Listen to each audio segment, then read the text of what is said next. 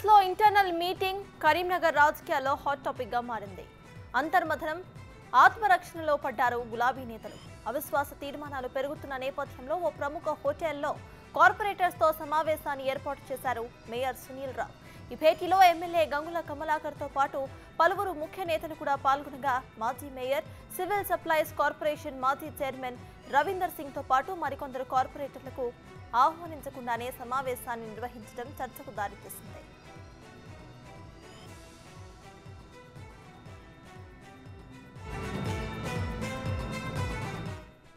Party తీరుపై అసంతృప్తిగా ఉన్న కార్పొరేటర్లు పార్టీ మారుతున్నారంటూ ప్రచారం సాగుతున్న నేపథ్యంలో వారిలో విశ్వాసం నింపేందుకు బీఆర్ఎస్ ఇంటర్నల్ మీటింగ్ ఏర్పాటు చేసినట్టు తెలుస్తోంది. మరో 3-4 నెలల్లో కాంగ్రెస్ దుకాణం బయటపడుతుందంటూ జంపజిలానీలకు ధైర్యం చెప్పే ప్రయత్నం చేశారు గంగుల. తనతో ఉంటే భవిష్యత్తు బాగుంటుందని చెప్పినట్టు తెలుస్తోంది. ఈ సందర్భంగా పార్లమెంట్ ఎన్నికలపై కూడా పలు వ్యాఖ్యలు చేశారు MLA Gangula.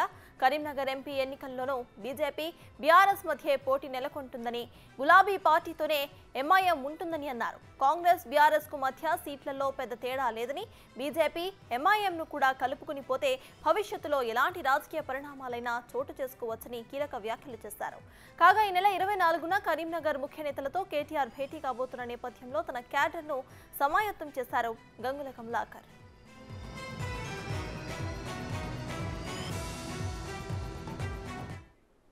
BRS internal meeting కు సంబంధించి పూర్తి డీటెయిల్స్ ను మా ప్రతినిధి శ్రీనివాస్ అందిస్తారు. శ్రీనివాస్, చెప్పండి. కరీంనగర్ లో అయితే రాజకీయాలు హాట్ టాపిక్ గా మారినట్టు తెలుస్తోంది. ఇక ఇవాళ బీఆర్ఎస్ ఇంటర్నల్ మీటింగ్ కూడా జరిగినట్టు తెలుస్తోంది. ఈ మీటింగ్ కి సంబంధించిన అప్డేట్స్ ఏంటి?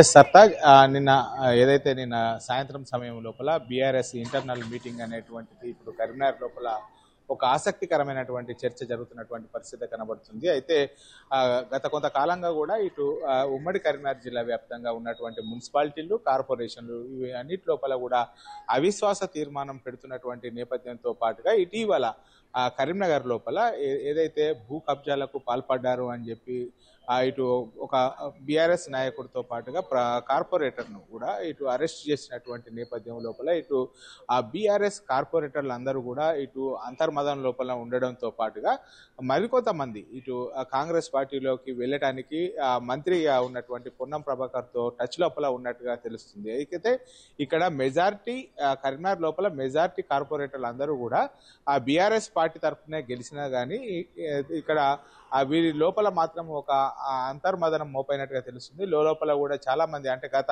10 సంవత్సరాలుగా ఇటు బీఆర్ఎస్ ప్రభుత్వం లోపల ఉండే అధికారం లోపల ఉండడంతో పాటుగా వీరందరూ కూడా కార్పొరేటర్లుగా పనిచేయడంతో ఇక్కడ ల్యాండ్ కబ్జాలకు, తర్వాత భూ వివాదాల లోపల తలదూర్చడం ఇవన్నీ కూడా చేసినట్టు కూడా ఆరోపణలు వస్తున్నటువంటి నేపథ్యం లోపల కరీంనగర్ ఇటు సిపి కూడా దీనిపైన ఒక స్పెషల్ ఇటు వింగ్ను కూడా ఏర్పాటు చేసి ఎవరైనా ఫిర్యాదు చేయవచ్చు అనేటువంటి పేర్కొనడంతో ఇటు గత 2 రోజుల నుంచి కూడా కరీంనగర్ లోపల ఉన్నటువంటి భూ కబ్జా రాయులతో పాటుగా ఇటు కరీంనగర్ కార్పొరేటర్ గా ఉన్నటువంటి చాలా మంది పైన కూడా ఇటు ఫిర్యాదు వస్తున్నాయి. ఈ ఫిర్యాదులు వస్తున్నటువంటి నేపథ్యం లోపల వీళ్ళు చాలా మంది కూడా ఇప్పటికే కాంగ్రెస్ టచ్ లోకి వెళ్ళిపోయారు అనేటువంటి బయట అయితే పుకార్లు వినబడుతున్నటువంటి నేపథ్యం లోపల ఇటు కరీంనగర్ మేయర్ ఎవరైతే సునీల్ రావు ఉంటుందో సునీల్ రావు ఆధ్వర్యం లోపల నిన్న ఒక ప్రైవేటు హోటల్ లోపల ఇటు మాజీ మంత్రి గంగుల కమలాకర్ తో పాటుగా ఇటు కార్పొరేటర్లు అందరూ కూడా ఇటు అంటే అందుబాటు లోపల ఉన్నటువంటి కార్పొరేటర్లు అందరితో కూడా ఇటు కరీంనగర్ లోపల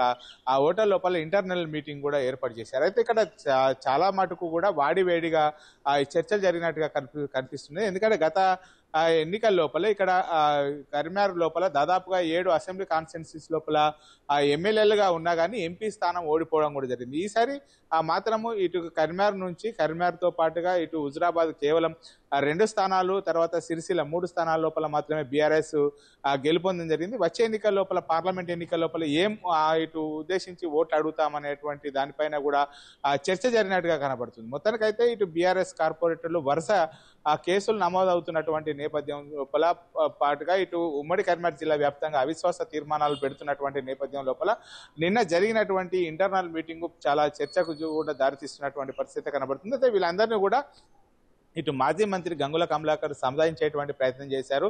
గత 10 సంవత్సరాల నుంచి కూడా మీ అందరికీ చేదోడు వాదోడుగా ఉన్నాను. మీ కుటుంబం లోపల ఏ ఫంక్షన్ ఉన్నా కానీ నేను అండగా నిలుస్తూ వస్తున్నాను. కొద్ది రోజులు ఓపిక పట్టండి.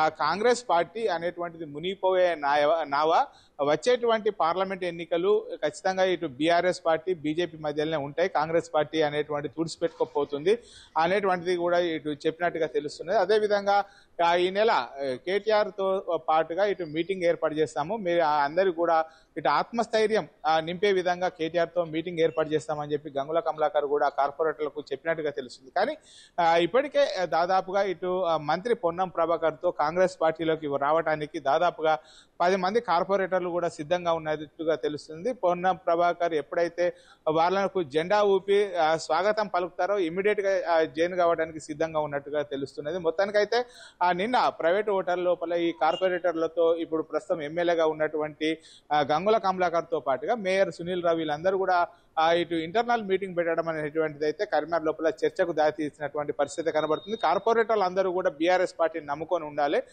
లేదంటే మీరు మళ్ళీ పార్టీ విడిపోతే విజయశాంతి ఎట్లయితే పార్టీ భవిష్యత్తు కోల్పోయిందో, ఒక స్థిరత్వం కోల్పోయిందో మీరు కూడా అట్నే తయారవుతారు. మీరు అందరినీ కూడా 10 సంవత్సరాల నుంచి కూడా బీఆర్ఎస్ పార్టీ నమ్ముకొని ఉన్నారు కాబట్టి నాతోనే ఉండండి, మీకు ఖచ్చితంగా భవిష్యత్తు నేను చూపెడతానని చెప్పి గంగుల కమలాకర్ వాళ్ళని సముదాయించేటువంటి ప్రయత్నం చేసినట్టుగా తెలుస్తుంది. మరి ఆ కార్పొరేటర్లు ఏదైతే నిన్న ఇంటర్నల్ మీటింగ్ లోపల చాలా అంశాలు కూడా తెరపైకి తీసుకొచ్చినట్టుగా తెలుస్తున్నది.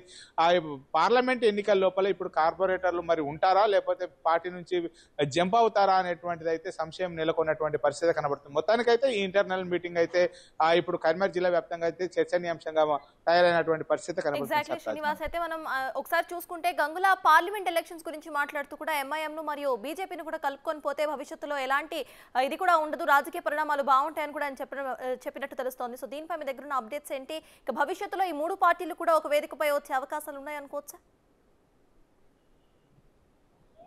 ఖచ్చితంగా ఇక్కడ మొన్న జరిగినటువంటి అసెంబ్లీ ఎన్నికల లోపల కాంగ్రెస్ పార్టీ నామమాత్రం పోటీ ఇచ్చిందని చెప్పుకోవచ్చు. ఇక్కడ బీఆర్ఎస్ వర్సెస్ బీజేపీ అన్న చందంగానే ఈ ఎన్నికలు గత ఎన్నికలు లోపల కొనసాగినటువంటి పరిస్థితి నేపథ్యం లోపల ఇటు ఆత్మస్థైర్యం నింపేటువంటి ప్రయత్నం లోపల ఎంఐఎం పార్టీ కూడా మనతోనే ఉన్నది కాబట్టి కరీంనగర్ మేయర్ పైన ఎట్టి పరిస్థితి లోపల కూడా ఇటు వచ్చే మేయర్ పదవికి వచ్చేటువంటి డోకా ఏమీ ఉండదు. ఖచ్చితంగా మెజార్టీ స్థానాలు ఎంఐఎం మనం కలిస్తే ఎక్కువగా ఉన్నాం కాబట్టి బీజేపీ ఇక్కడ చాలా తక్కువ మొత్తం లోపల గెలుపొందడం జరిగింది. కాంగ్రెస్ పార్టీ కూడా 1-2కే పరిమితమైనటువంటి నేపథ్యం లోపల వాళ్ళందరూ కూడా ఇప్పుడు బీఆర్ఎస్ పార్టీ లోపల ఉన్నారు. కావున ఇప్పటికిప్పుడు అయితే అవిశ్వాసం పెట్టడానికి వీలు లేదు కాబట్టి మీరందరూ బీఆర్ఎస్ పార్టీని నమ్ముకొని ఉండండి, నాపై నమ్మకం ఉంచాలనేటువంటి భరోసా ఇచ్చినట్టుగా తెలుస్తున్నది. అయితే వచ్చే ఎన్నికల లోపల కూడా మనం ఖచ్చితంగా ఇటు ఎంపీ ఎన్నికల లోపల ఎంఐఎం మనతో పొత్తు ఉంటుంది, అంటే బీఆర్ఎస్ ఎంఐఎం పొత్తు ఉంటుంది కాబట్టి ఖచ్చితంగా వచ్చే ఎన్నికల లోపల ఖచ్చితంగా గెలిచేటువంటి అవకాశాలు ఉన్నటువంటి సీటు కరీంనగర్ ఎంపీ సీటు కాబట్టి మీరందరూ కూడా మాతో నమ్మకంగా ఉండండి, నాతో వెనంటి ఉండండి అని చెప్పడం జరిగింది. మరి ఏ కార్పొరేటర్లు ఏ నిర్ణయం తీసుకుంటారనేటువంటిది వేచి చూడాల్సినటువంటి అవసరం ఉంది సర్తాజ్. Right, thank you Srinivas.